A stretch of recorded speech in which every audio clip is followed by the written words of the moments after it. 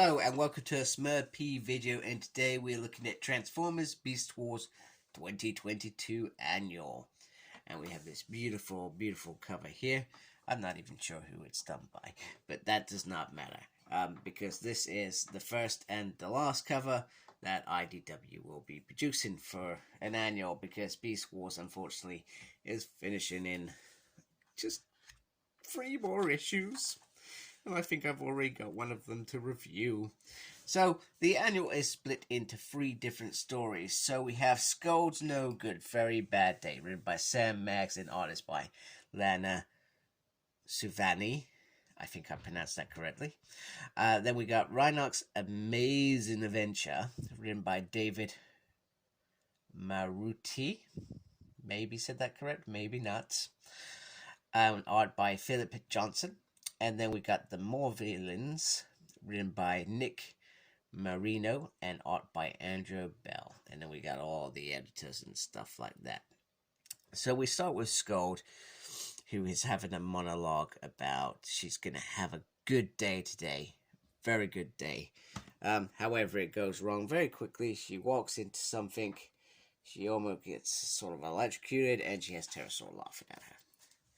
And then she gets, so you see in her head all these other moments where she's been told she's no good, you can't do anything right, I'll handle it myself, you're a screw up, you're foulness and stuff like that. And then she's thinking to herself all these things as well. So she starts down herself, which is very known for Scold in this series. That's how she's sort of been treated. That's how she fell in with Megatron. Although when she fell in Megatron, she felt she was going to fall into something better. And in reality, she actually hasn't. And then she gets shoved and pushed down the stairs, where she rolls into prison. And they're all laughing at her. They're all laughing at her. And I don't know if she's asking to come out, and that's why he says never lose it. But I felt like that was a little bit off. But it's happened. So we have this dude who's there. Never seen this dude. He's called Powerhug. In fact, you know, we probably have seen Powerhug. Isn't he that big maggot that we've seen in the toy? So they've managed to squeeze him in somehow. I could be completely wrong. And he says, I'm a nice bot. It's just funny. So I felt like they actually put him in there. So he wants to get to know her. And he says, you're big to boot. He says, but you're easily pushed. He said, now tell me something good about yourself. So she tells us, she says she has a very well-balanced torso.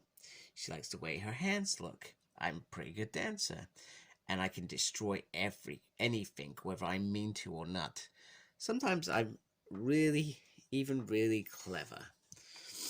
And on that note, she said, I really needed that. And then she remembers why and who she is. And she rips off his head, chucks it on the floor. She's strong, she's capable, she can do whatever she sets her mind to, and she frees herself. So the big joke that was meant to be on her actually fails. And I hope we see more of Scold before this series runs and her story, because she is a decent bot. She was introduced in this series, so I hope there's just a few things in there where she stands up for herself. I would really like that. Next up is Rhinox's story, and Rhinox is being lured out to look for a status pod. However, when he doesn't see one, he realizes there must be something else going on.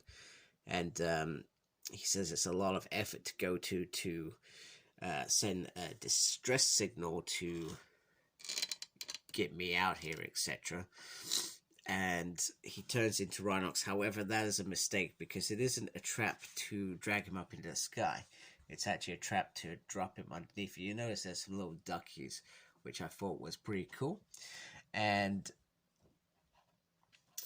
pretty much there's electrifying walls, so it just electrifies him. And there is a recording of 2 naughty little spiders. So as you can imagine, Transfer would set up some sort of little challenge here. It would make sense. Sorry, I just get my light correct. It would make sense for Transfer to do something like this. Set up a little maze, etc. and him and Black Arachnia are talking, and it's a little bit of banter between them two. But there is somebody trapped down there as well. So he says, let's play a game. When I say Optimus, you say Prime. Optimus Prime. Optimus Prime. Sorry, you remember those when you used to go out clubbing, etc.? Maybe not. I'm not sure how old you people are. But you know what I mean. That's what it is. So he finds Waspinator, and he's been down there for cycles trapped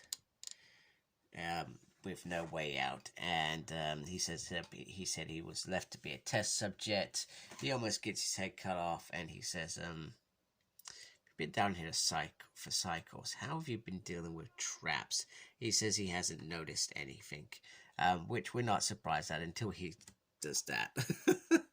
So the next bit is they go through all these things, knocking off all these little traps, etc. Get balls running after them. It's kind of, you get Raiders of the Lost Ark. So they've really found some stuff. And then when they find the way out, Waspinator goes up there, and instead of helping Rhinox, he says, "Oh, I'll see you later, Maximal Scum." So I feel like somebody likes Star Wars here, as well, with the scum comment. Not that it's only Prime to Star Wars, etc. And he just says, "Well, that's just Prime." So good luck, Rhinox, escaping. So let's move on to the last story. So the Maximals are around a nice cozy fire, having a nice marshmallow, waiting for Primal to arrive, and Cheetor is about to tell a story. He's about to tell a story about long ago on a planet similar to Cybertron. Could be Cybertron, I'm not really sure. And there are service cons controlled by Mega Savage, and there are only a few bots left that are free in the universe, and they're called the Defiance. And we have in there Botanicus, Silverclaw, and I can't remember what the bat was called, but anyway, Shriek. And anyway, it just reminds me of Beast Machines, because that's pretty much what happens. Although Silverclaw doesn't exist, or I think he was a character. Anyway, he digs a little bit to escape as they're trying to escape, and his claws get infected, and the infection gets worse and worse, and things are dire. He's not getting any better. And Shriek, in all his frustrations, which that young bat kid used to do in Beast Machines, would go off hardcore, and he had an idea. We could use it to kill the Mega Savage. So they create a bomb. They take in a creature to try it on, and it works, etc. So they make one last hurrah of it. Shriek goes off to kill off Mega Savage, and Bactonic, whatever we're calling her, is left to fend off the final bots. However, it was a foolish ploy, because Killer Cycles ago, Mega Savage had reformatted these creatures and used them to take over and control everyone. And now he controls Shriek. The end. And then they discuss, well, maybe this is what's going to happen. Maybe it's not. Maybe it's just a story. Who knows? Beast Machines knows. Anyway, we get some extras. So we get the trade paperback, and then we get the art covers here. Then we get Maximal Mailbag. It is now May. This is probably one of your last opportunities to write in. I'll send you lovely pictures. And then we get an extract from 16, which I'm not going to look at because I'm going to be reviewing that, because I'm pretty sure, have I got 15? I can't remember. I've got an issue over there to review for you. And then there's the character designs, which Josh Bertram did. So we got Armadillo, we got Children of the Vok, which we are about to see. We got Mutant, not seen that one yet. Then we got G.I. Joe, and then some of the other things in here. So IDW are trying to show, hey, we're still doing lots of other things, so come check it out. They've also got a crossover with Power Rangers, which I'm reviewing, and then the final sort of Transformers hoorah before they lose that contract, which is a real shame because, like I said, even though I don't buy the main Transformers, I liked this. I liked this a lot, and I was very happy for them to be doing stuff like this. But hey, you know what? It is what it is at the end of the day. What am I meant to do? So I hope you like my video. Please support my channel by subscribing. Thank you to those that already do. Make sure you look after yourself. Very important. And as always, embrace the geekiness. Goodbye, folks.